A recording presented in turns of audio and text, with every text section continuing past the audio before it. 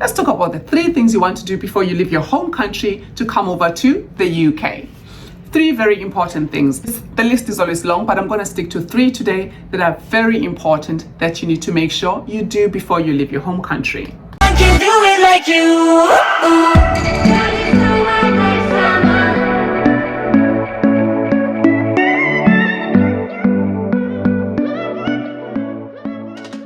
So now, with people sending me messages, positive messages of packing, of getting job offers, of going for interviews, I thought I'll tell you about the 3 things that you need to do before you leave your home country to come over to the UK that are so important that you'll actually thank yourself that you did.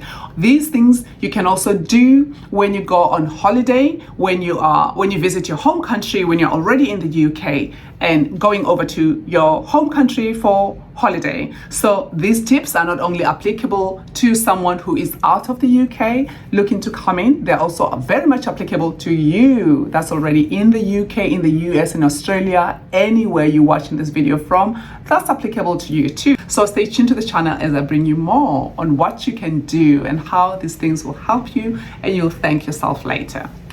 Or even better, thank me now by subscribing. Yes, please do subscribe to the channel, like this video, share and comment below. I look forward to our meaningful engagements. Tip number 1 on the one thing you want to do before you leave your home country or when you visit your home country when you're on holiday, for most people anyway, is to make sure you get your teeth taken care of. Dentistry in the UK comes at a price. Even when you get told it's an NHS dentist, they're not necessarily free, nor are they affordable. I've seen even people travel out of the country to go and do their dentistry in other countries like Poland, somewhere in Europe, and they combine that with a holiday. Medical travel, a mini medical travel that includes dentistry in some places. It's much cheaper to do it out of the UK than it is to do it in the UK. So what I do every time I go home, I make sure I do my dental checkup. Make sure anything that you want to have done dentistry wise, that you sort it out in your home country, even if you don't have anything done, but do your dental checkups or your annual, however many times you go, checkups in your home country. You'll find that this is so affordable compared to what you'd have to pay in the UK. I mean, no one tells you these things until you're here. Dentistry in the UK cannot be afforded by many people. You actually hear of many sad stories. I've actually linked an article below recently published about how desperate people are becoming and measures they're resorting to have their teeth taken care of because they simply cannot afford to see a dentist. So be sure to take this advice on board and take care of your teeth before you come into the UK or as and when you go on holiday. And I'm of the view that we're already paying so much taxes anyway in the UK. It's still actually very good for us to support local businesses when we go back to our respective countries and make sure there is fair distribution. It can never be fair, but at least there's some distribution of some sort in terms of support for service providers. So yes, if you wanted to be rich, get rich quick, just study dentistry and come to the UK where you can charge an arm and a leg for a tooth. So that was tip number 1, or was it supposed to be teeth number 1? On to the next tip. Tip number 2, be sure to apply for your passport when you go to your home country. This is something I do. It's so much more cumbersome, if I were to put it that way, for lack of a better word, to do it in the UK. Not only are the waiting times longer, but the amount of information that is required from me to apply for my passport in the UK, it's just so exhausting. Just looking at the form and trying to complete it is just such a nightmare. And I've had friends being told they couldn't travel for about a period of 6 months. Some have waited for 4 months. Whereas if I go home and do it in less than a week, my passport is out. Sometimes it's 3 days. There's been instances like that. So even if it's not expired, but when it's coming closer to expiry date, just think about how you can make your life easier because there is less verifications to be done. You don't have to go to the embassy. And for friends who are not based in London, they need to come all the way here to the embassy, spend the night in a hotel, just so they can wake up in the morning, go and honor their appointments and go back. It is just such a hassle. When you go home, If it's quicker, it depends again how the process is in your country. But if you have the luxury of having a smoother, hassle-free process from your country, do that. Apply for your passport when you are on holiday or before you come if it's about to expire. I came in here with 2 passports. One was expiring much later and the other one was. So yes, do yourself a favor and take care of the passport.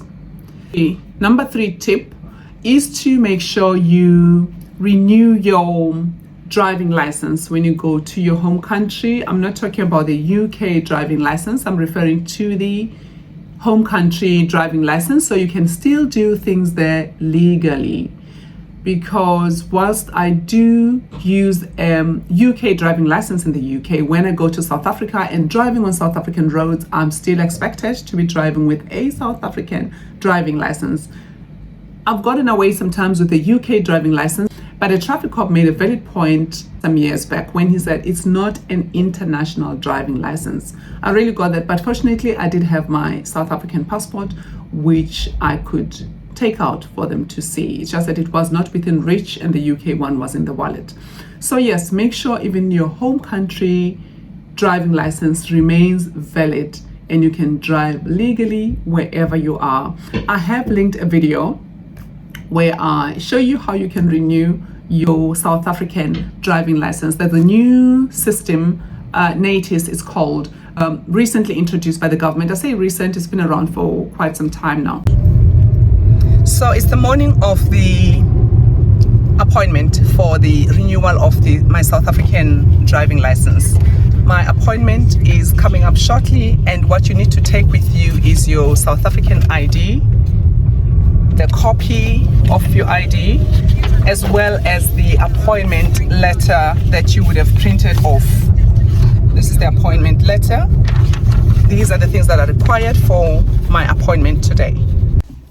So as of the 11th of May, masks are still mandatory in many public places in South Africa. So I'm just getting my mask on and going in to join the queues.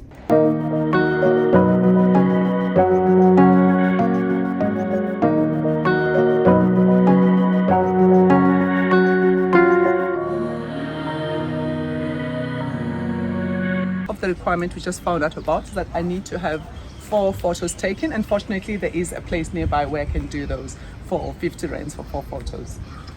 I'm just going into a photos taken. I also needed to complete form DL1, which I need to complete section A, B, and D. Just depends on.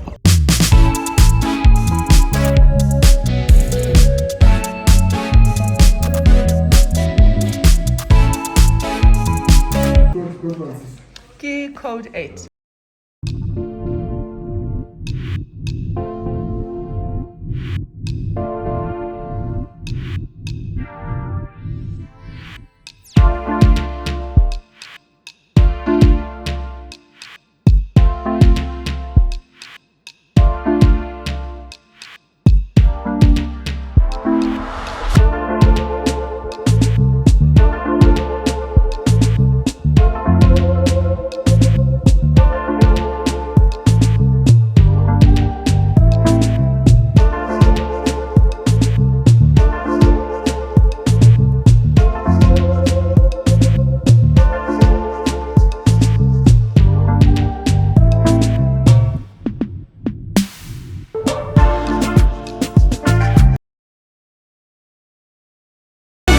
like you.